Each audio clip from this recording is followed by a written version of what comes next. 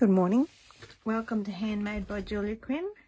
Here's the last of our instalment showing you the cards that were demonstrated at World Card Making Day and to show you the way that I have adapted it to suit myself. So I've basically done the very similar card, but as always I like to put something on the inside, so I've done something on the inside. Excuse me. This card features the lovely Cottage Wreaths stamp set, which I have to admit was a stamp set I didn't look at before this event really very much. I do love wreaths, but I was a bit put off by the spider because I don't do Halloween really. But it is a beautiful stamp set. It has lovely distinctive stamped images which, you know, give you that multiple tones of colour and lots of leaves, and if you know me, you do know I'm a big fan of leaves. So this was a fun set to use, to be honest. Surprise, surprise. But what's more amazing is it's got 22 pieces in the coordinating dies that go with it, including these two wreaths that we're going to use on our project today, and this bow, which I've already done the die cutting for, so that's ready to go on my card. But it has these little leaves. I'm a big fan of leaves. It has these little leaves which would be great for scrapbooking and little bits and pieces and stuff. It has a die that cuts out the spider. Woohoo! And other leaves as well, so it's a bit fun. So there's 1, 2, 3, 4 of those little ones, and then a couple of sets of the triple leaves. There's a stamp set that coordinates with them, and then a couple of other leaves as well, and the little berries too. So it's pretty cool, pretty useful actually. I'll just put that out of the way, and I will grab my stamping piercing mat in, because the first thing I need to do, because this needs to dry, is to create these gorgeous wreaths on the top. Shannon led us through a great technique colouring the cardstock, the shimmery white cardstock, with old olive ink and a water painter. Okay, so I usually squeeze my ink pads because I'm a bit weak, but I like to squeeze just a drop of re-inker onto my pad there, and that stays in the ink pad, so it's ready to go anytime. And this time I'm going to use my clear Wink of Stella brush. So basically what she did was, I'm just going to squeeze that out a little bit, was just put, ooh, there's a lot of Wink of Stella, isn't there? Put ink all over the cardstock, and I can see why she used the water painter, because it works a lot better. Now it doesn't matter if it's smooth, it's good actually for the wreath to have light and dark colours all over. Right, yeah, and then this one as well. I just need to make sure that there's enough for the dies to work fine. Okay, so it has a totally different effect, as you can see, using the Wink of Stella brush. It doesn't bleed quite so much as with the water painter. So there we go. So my wreaths this time will have a lot more colour than the ones I created last time. Okay, I'm just going to clean off my Wink of Stella brush there. Set them aside to dry, and we'll die cut them in a minute. But while I've got my stamping mat here, I will brush that off with my hand, wipe it on my nappy. I'm going to stamp the background detail on my card using crumb cake to give a lovely tone-on-tone effect. Now, when Shannon was showing us this card, she used the little dots, but I actually, as you may have guessed, prefer the leaves. So it's just going to do some lovely little leaves falling all over my project, just spinning my block around as I go, so that they're falling in a diagonal pattern. And then this is my inside piece. Do the same for inside my card in a diagonal pattern as well. There we go. So that was easy peasy Japanesey, creating that lovely tone on tone look. And while I've got my crumb cake out, I'll also stamp, here it is, my greeting on this teeny tiny piece of paper there, ready to go. Nice little scrap, great way to use scraps when you've got little greetings like this. So I'm just going to stamp that there. Hello.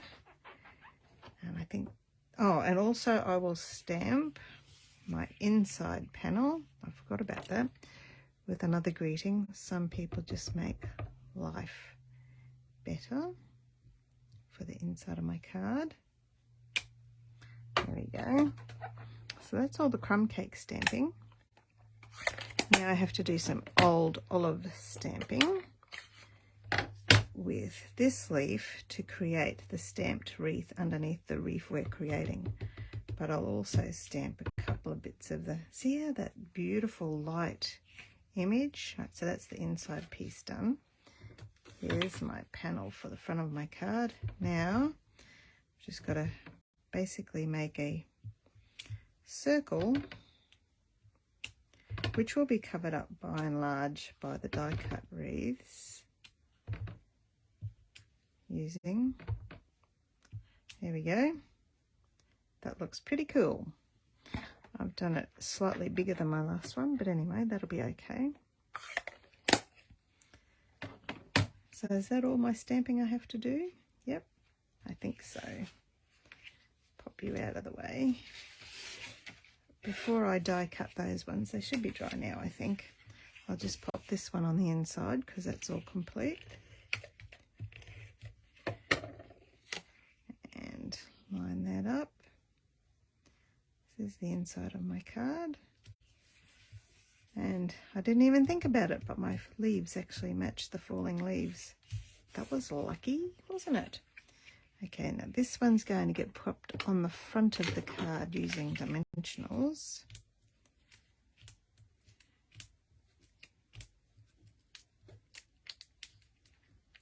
Oh, that one doesn't want to let go. There we go.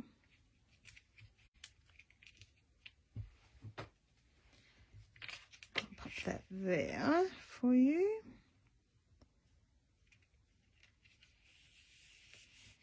And then we've got that there. I think it's time to die cut our 2 wreaths out of our shimmery, extra shimmery, extra shiny, shimmery cardstock with Wink of Stella. That is what I call shine. So I'll just pop them each here. This one there. And wind you through.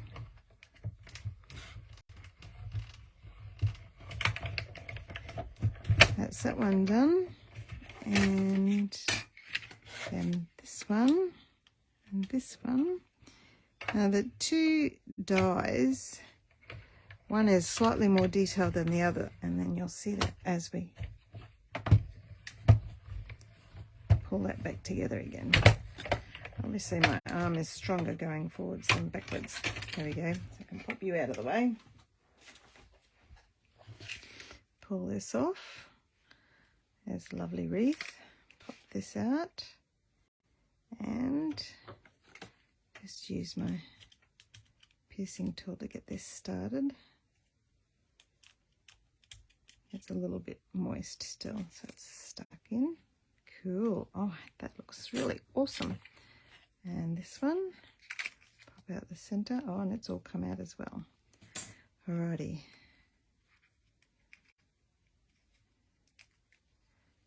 And now we can go through, and I love the way there's bits of white on this wreath. I'm just bending the die cuts and it's just flicking out the little pieces there, so we don't have to do too much piercing with the take your pick tool, which is like the best tool in the world, mind you. And I don't have any fingernails or anything, and these are coming out quite nicely, thank you. Whoops. but I am creating a huge mess on my table here. And almost. And to be honest, if they don't come out, like I think I had some dodgy ones on the last one, and I just used that bit to be underneath the bow. There we go. That's the top wreath because it's more detailed. This one has a different effect altogether, and it is still quite moist. I can feel it. So bending and softening the cardstock certainly helps the die pieces come out, but because it's still a bit wet, some of them are hanging on. And this die has, like, it has all the centers that cut out, but it also has these little bits that can lift up just to give you a bit more texture and interest, which is rather fun. Okay, sorry it's taking so long. Normally I have all this done so you don't have to watch the boring bits, and that way I don't have to fill up the silence with inane chatter, which is not usually my strength, I don't think. And I can't see your comments till after I'm finished, so if you do say anything I will certainly comment after we finish. There we go. Let's get rid of my die poo. They look so pretty. Seems a shame to throw them out, doesn't it? Okay. Off they went to the bin. Rightio. Now, I don't want to cover it up. On the back of this, I'm going to put some mini glue dots just in strategic places. I only think I need 4. There we are.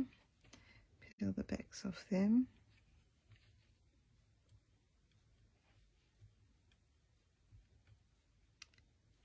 And one more. Okay. That's the first one. Look at my lovely sparkly fingers. I am a fan of the sparkle. Okay, now just picking up the edges so it looks more interesting and textured. Audio now. Same deal with this one. A couple of mini glue dots, strategically placed on the widest pieces. Here we go. It should be enough. 1, 2. Look at me, still wearing a jumper, and it's October in Queensland. This is amazing. Amazing, amazing, amazing weather. We're not used to it up here. Okay, and that one on top. There we go. And my bow as well, which has a little bit as well. That one can be put on with this. Oh, actually, I forgot to tell you, the bow was coloured with Floaty Flamingo ink. There's, see, I had enough on my cardstock to cut out 2 bows. One for the original, which I did on the event on World Card Making Day, and one so that I could share this project with you also. Here we go. There's my bow. Looking pretty. The next thing we need on our leaf is wreath is some marbling, some iridescent pearls. I'm just going to pop a couple just around the ridges, some big, oops, some small. Here we are. There you go. That's that. And then, almost finished, just going to trim off the edge of my hello and stick that on with, actually I might use mini dimensional, so it might just be a little bit easier. 1, 2 little mini dimensionals. And there we are. Hello. Hello, hello. So, which one's your favourite? you like the bling. You see this one had the dots as well as the leaves. Actually does look good with the dots as well as the leaves. And there you go, there's the inside of my cards, both exactly the same. And the outside of my cards, one's prettier than the other. And I could go back with a brush and put some more pink there. Maybe I could. Let's do it. Let's live on the edge. Just grab a little bit. Pop it in there. There we go. Now it's all done. Okay, cool. And there you go. 2 cards. Thank you for joining me. I hope you like them. Let me know which one is your favorite. Thank you so much for joining me. Bye-bye now.